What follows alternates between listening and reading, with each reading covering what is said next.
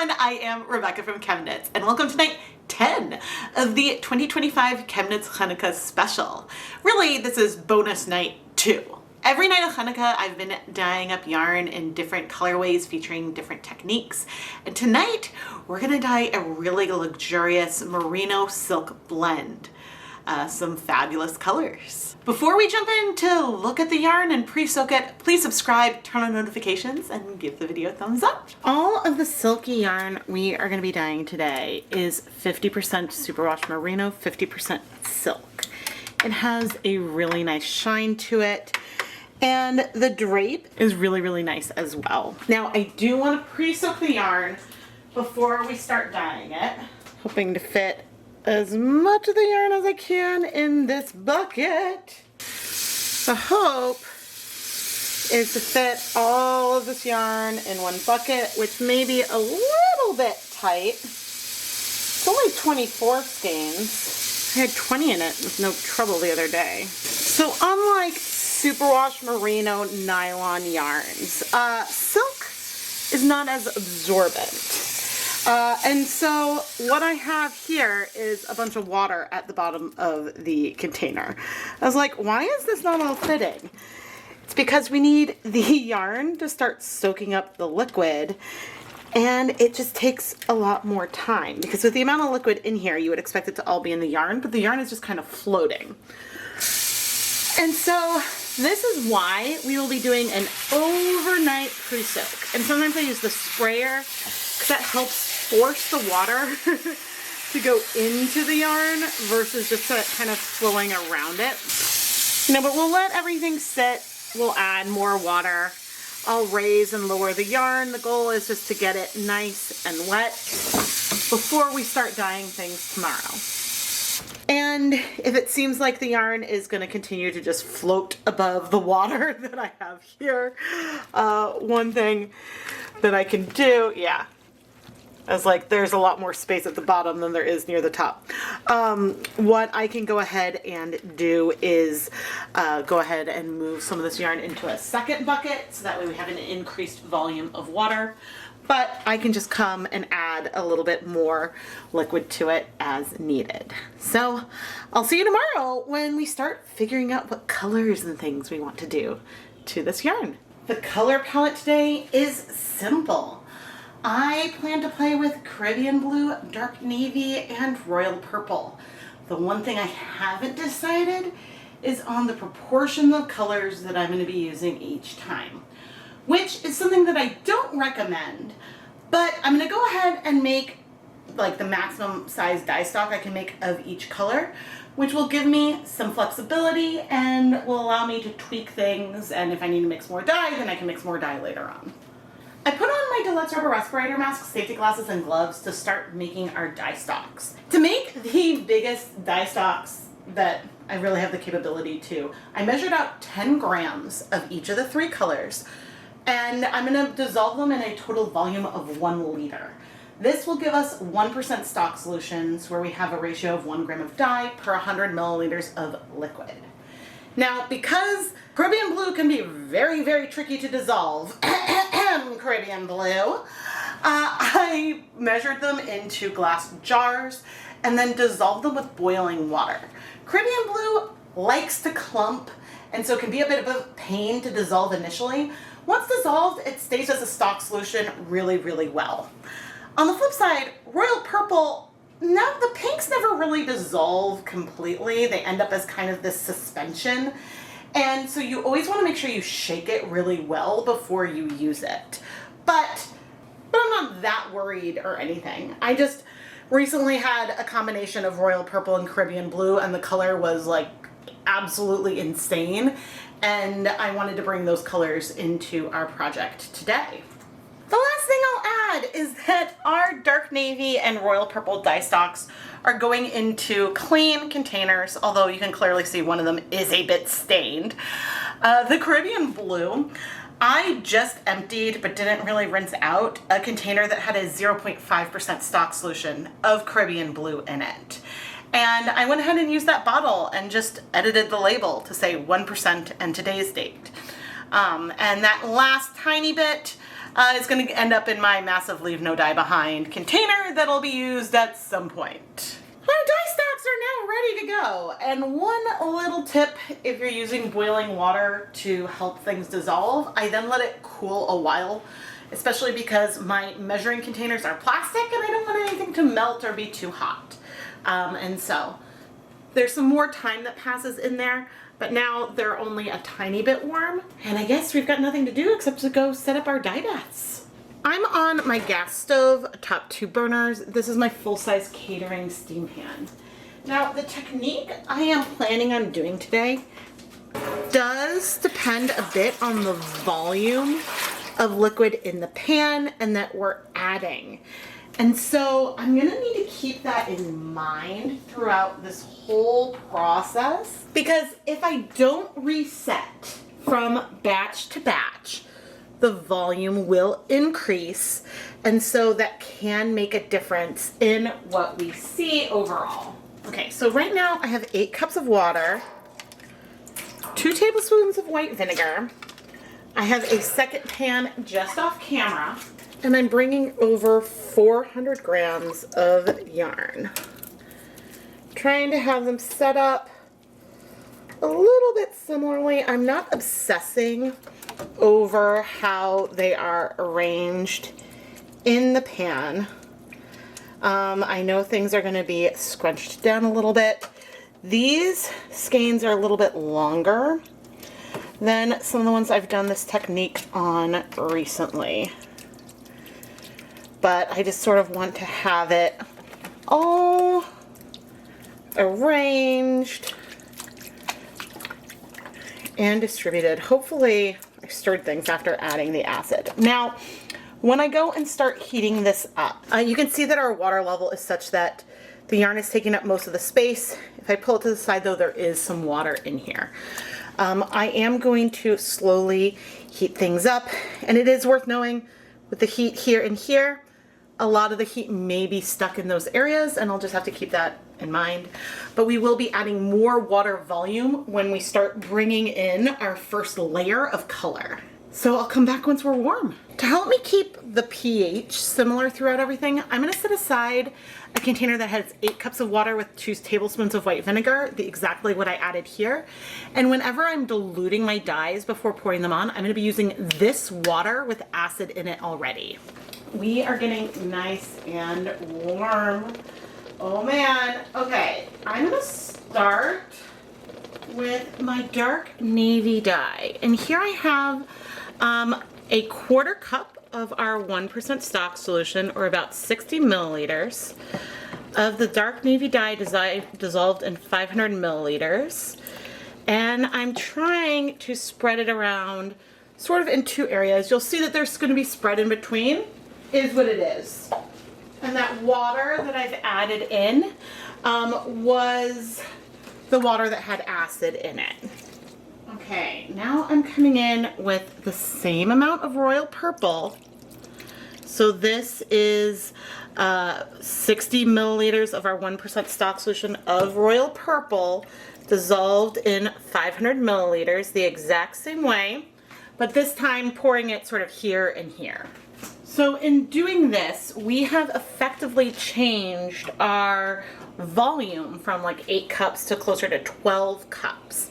Now, if I were to go in and right now a lot of the water seems to be sitting on top. If I were to go in and like move it to try to distribute these colors through more, it would work them down more. But things are a little bit crowded with 4 skeins. So we'll see what kind of coverage we end up. But I guess that the important thing is that our volume is lower for this first layer, and these are colors that will strike faster. The purple and the navy can both strike pretty quickly. The Caribbean blue that I'm going to add does not, and so I think that that'll give us some really beautiful blends of all of these colors. At least that's what I am hoping.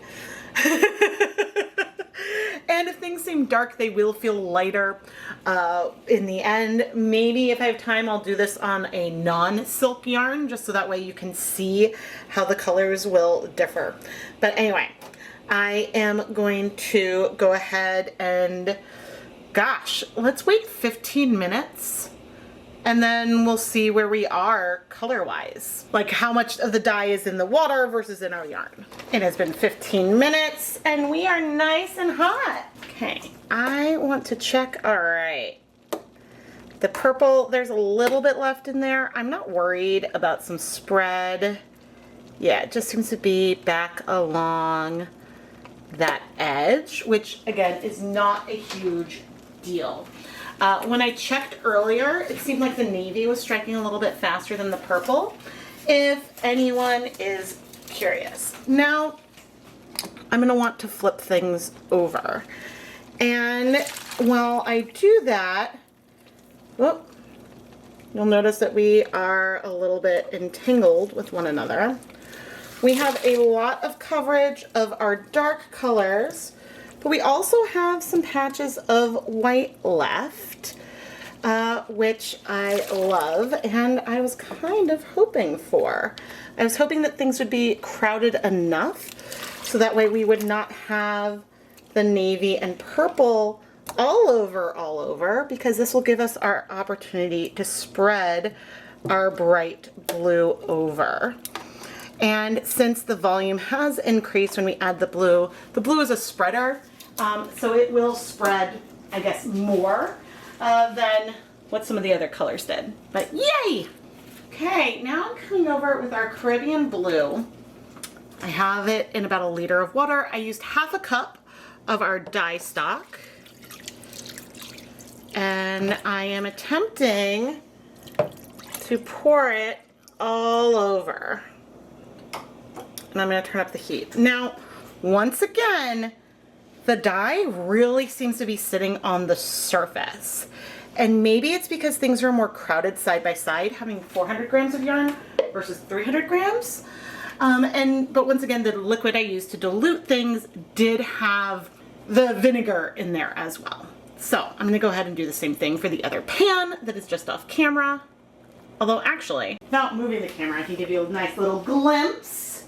Okay, I have the dye and I'm pouring it on, attempting to get it everywhere. It's a little harder for me to do this on the back pan just because of the way that my hand goes. I don't know why it's so much easier over here. Maybe I just need to stand more that way. But again, we now have the coverage of our very bright blue, and I'm gonna set a timer for 30 minutes. And this time I can go ahead. There's a little spot that looks very white poking out. I might poke it in just so it gets a little bit of the blue. But otherwise, if it's like a little bit of the purple sticking out, maybe I won't. Because I don't want the color to be perfectly even. If I did that, I would take the yarn completely out of the pan, right?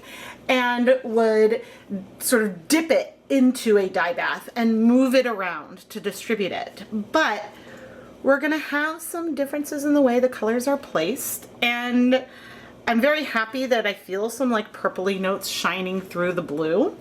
But we're gonna, I guess, yeah, wait 30 minutes and see where we are. There are still 20 minutes on the timer, but I just want to say there didn't seem like there was that much white left, but look at how blue it is. Look at all that variation we have. And so I may want to go ahead and reset the dye bath each time with less water, even though I don't really want to deal with that, but I think that it might be the right thing to do, because the more water I have, the more things will spread each time. So I'll have to think on it, and we'll see once we remove the yarn and add more yarn in, we'll see what the volume looks like, because over the course of adding all this dye, we have doubled the total volume. I'm so happy. It is so blue. Oh. But also the coverage we got with our navy and purple were also really good.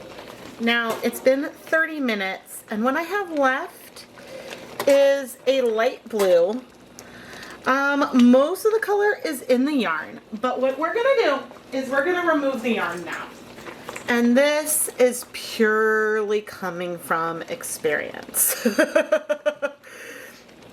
This is coming from the experience of Caribbean blue can be a bleeder.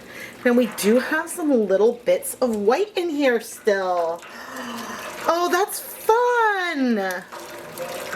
Okay, I poked down a couple on the top, but oh, I am so happy. I love that for dimension. I know sometimes people are like upset with white. I am not. Okay. Our DK from the back. Oh, look at that breaking of the pink. Or maybe that's just an area that didn't have as much blue over it. Oh, so much fun. Now, before we reset, I don't want to leave any dye behind. And I'm bringing over some 20-gram mini skeins. And you know, the amount of color in here is not insignificant, but Caribbean blue is a color that will backstain, it will bleed, and so we'll see how much of the blue I can get out of it with this 100 grams of yarn and letting it in here. I'll start with 15 minutes and I'll go ahead and do the same thing in the back container.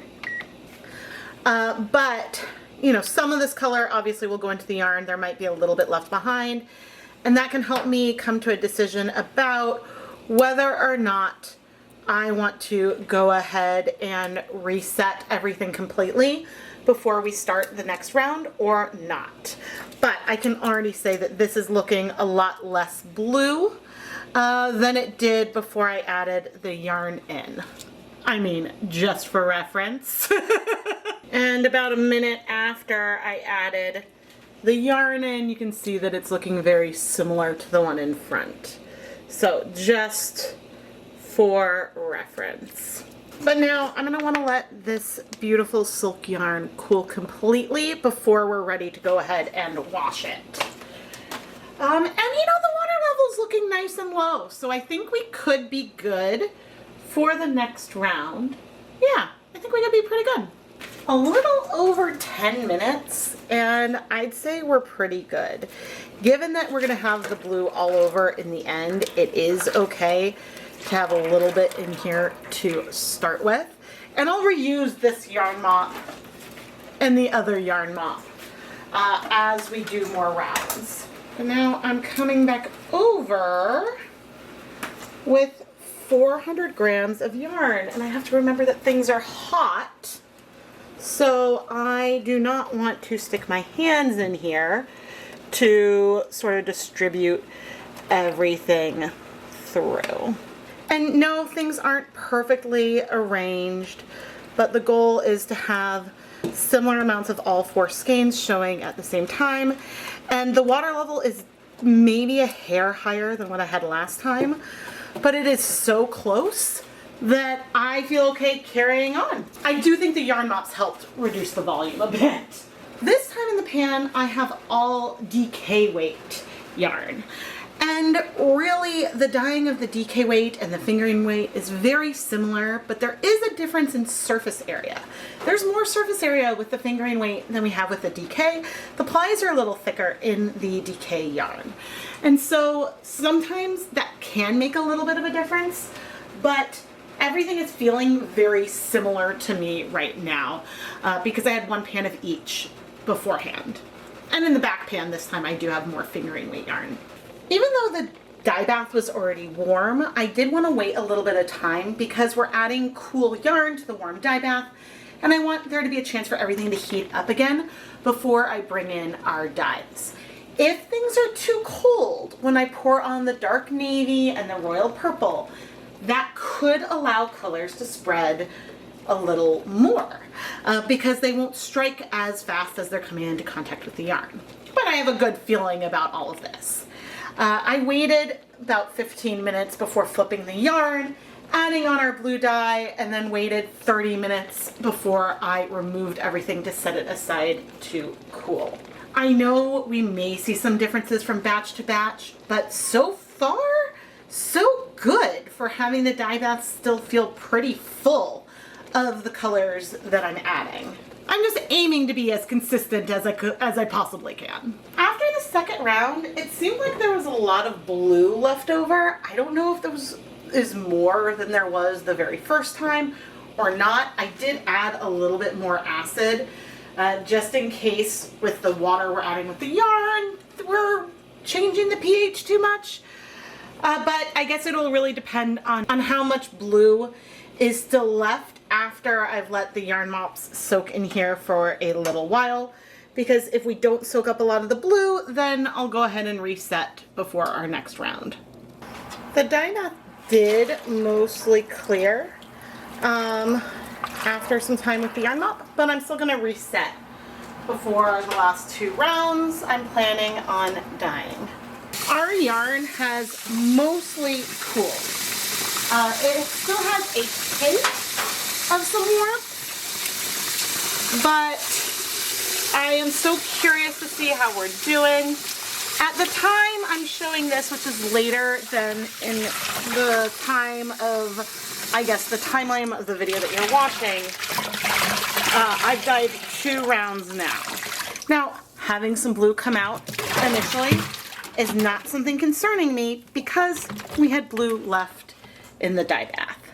Now, there could be an argument for letting it cool like that 5% more, but it wasn't steaming and it really wasn't bad. So I'm gonna be optimistic here about rinsing the blue out. So I'm gonna hold my breath while I fill this up. Okay, let's see. You can maybe even hear me making labels in the background. Oh, we're already looking better. Thank goodness. I was holding my breath for a moment because sometimes if there's dye left in the dye bath at the end, then by the time you rinse it, that last little bit of color has sort of stuck to the yarn. And so it is just a tiny, tiny bit of blue.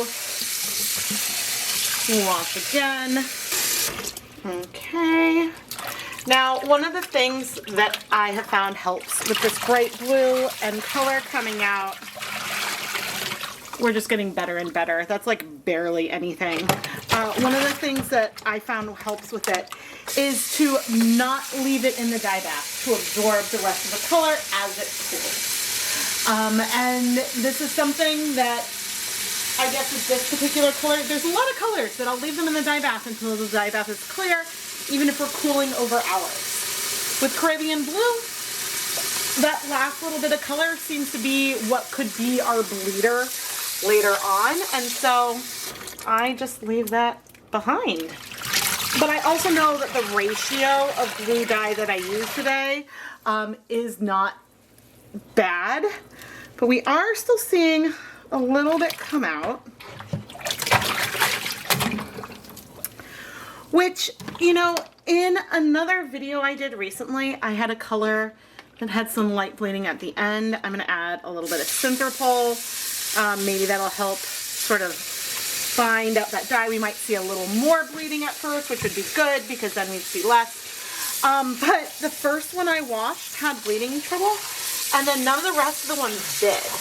And so maybe it's possible that when I cheat because I'm impatient and there's like a hint of warmth left in the yarn and it's not completely cool, maybe that can make more of a difference than I think. And so I just thought that that is worth pointing out. But yeah, the Synthropol made it a little bit darker. I don't know if it actually like binds up color, but it seems to make it a little bit worse, and then things get better. So we'll fill it up. All right, let's see how we are. There's still a little bit of soap left. You can see some suds, but we are getting better. Okay, let's see. I mean, things are getting better and better. There's a hint. I'm not worried about that because we're not seeing the color in here get less, and it is a tiny bit versus something bright. So I'm gonna go ahead and put this through my spin dryer and hang it up to dry. How is this for a very, it's funny, you could say icy. I'm still feeling like pool, ocean, like snorkeling almost. Even though I was going for something a little bit more wintry, but like bright.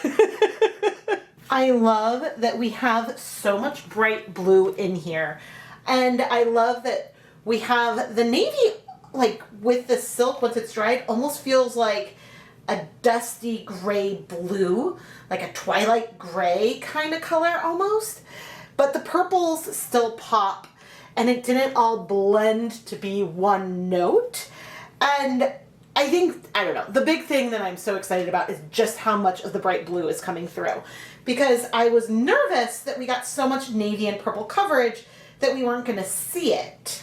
But we got some almost like glazing, but not quite glazing. Now, one thing that I haven't yet chatted enough about is the glorious drape of this yarn. It is so drapey, it is strong from the silk.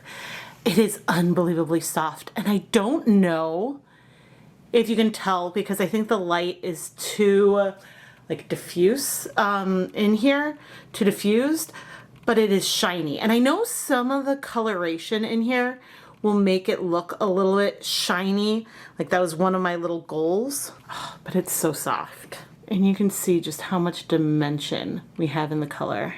This is a whole lot of yarn that I am gonna need to go and twist up. But I am really, really happy with how this came together. Sometimes you go and do a technique and you're like, oh, I know exactly how this is gonna work out. And there are other times when I'm less sure and less confident. But what I can say is that within like one skein, right, we have really good coverage of the colors. And yes, there are some whites and light patches, but we don't have like a huge uninterrupted area that isn't variegated. This one might be a little more dramatic. This one right here appears to be a little bit more subtle, but still we have a lot of beautiful variation and I am in love. The last thing I want to do before I go start twisting everything up is show off our yarn mops. Each of these went through, I think, 4 rounds of soaking up the blue, but I want it to be noted that while our yarn mop blue is saturated, it is not as bright as the blue that we added onto the silk.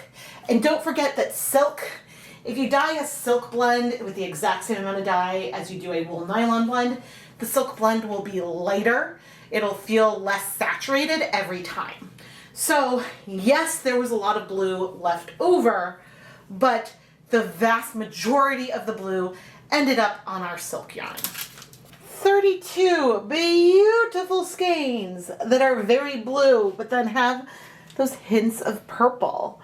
And again, you see all this definition from far back. I think that even though it's very variegated, you could have some complexity in your stitch pattern with this one.